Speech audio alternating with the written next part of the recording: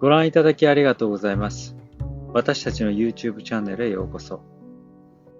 このチャンネルでは50代半ばを迎えた夫婦と猫2匹が種子島へ移住し、生活する様子をお届けします。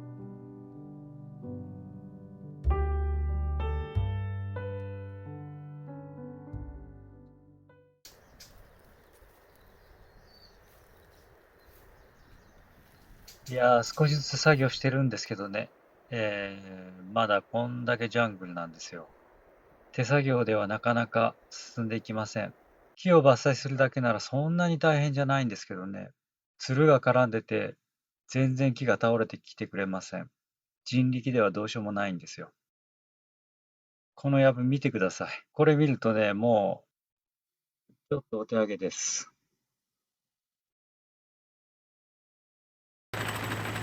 お待ちかねのユンボがやってきました。今日一日で木を伐採して、そして平らにならしていきます。特に家を建てる予定の場所はですね、20メートルで1メートルほどの勾配があるんですね。ですから、高いところの土を取って低いところへ足していくという作業をしていきます。見てください、このパワー。僕が進めないでつまずいていた場所がもうあっという間に切り開かれていきます。この状態から今日一日でどこまで変わっていくのか本当に楽しみです。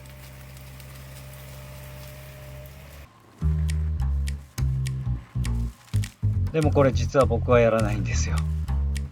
もともとはやるつもりだったんですけど、重機レンタルに行ったら自分の敷地内でも免許のない人には貸さないって言われて、それで困ってたら、たまたまそこに居合わせた男性が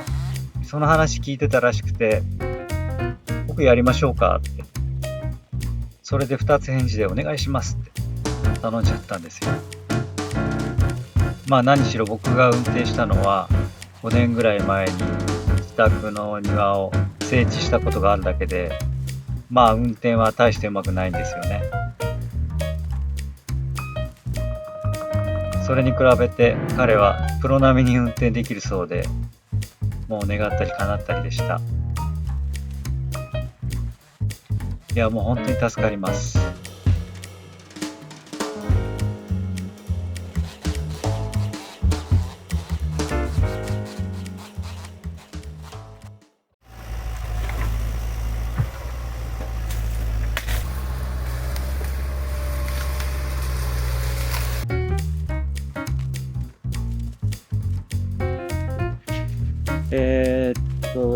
移住するにあたって準備できることってたくさんあると思うんですけど、人との出会いってそこに行ってみないと分かんなくて、準備できるものじゃないんですよね。住むにあたってそこでいい出会いがあるかどうかで、その後の生活が全然変わってくると思うんですよね。まあ、世捨て人のように誰とも関わらないで生きていくっていうならまた別の話なんですけど、まあ、僕はそういう生活をするつもりはないんで、移住する以前に考えていた、移住後に解決すべき問題がたくさんあったんですけど、まだ移住して10日ほどしか経ってないんですが、結構自分たちが重要だと考えていた解決すべきことが、人と出会うことでスムーズにすごく簡単に解決していったんですよね。特に心配してたのは水の問題で、まあここ水道がないですからどっから水を手に入れようかっていう話は結構してて、まあ行ってからまあ探し回るのかなっていうような考えだったんですけど、それも人と出会うことですぐに解決しちゃったんです。今回のユンボの件もたまたまそこにいた人が助けてくれて、さらにその人がこの問題解決したいって言ったら次の人を紹介してくれて、そういう人とのつながりが移住者には欠かせないと思うんです。何回か移住する中でこのことは強く実感していることです。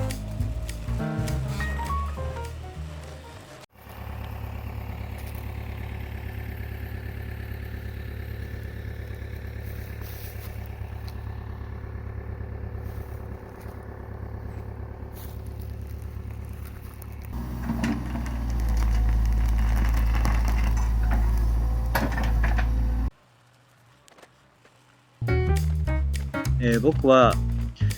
やりたいと思ったことを何でもとりあえずやってみるような生き方をしていて、こうなったらどうしようって心配するよりとにかくやってみるんですよ。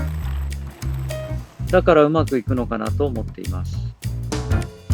皆さんもそういう体験はありませんか？時にはつまずくこともあるんですけど、それも含めて楽しむようにしています。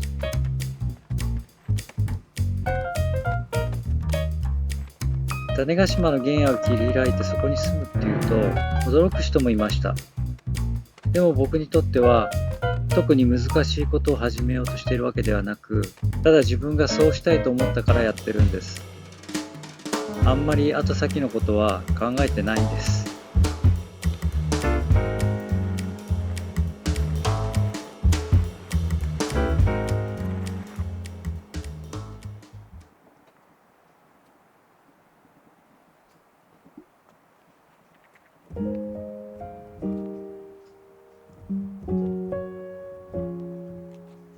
木の根を掘り起こして平らにすることをこの短時間で終えてしまうんですから、やっぱり機械ってすごいですね。手作業だったら諦めたかもですね。ここまで頑張ってくれた彼には感謝したいです。ほとんど休みもなくやってくれました。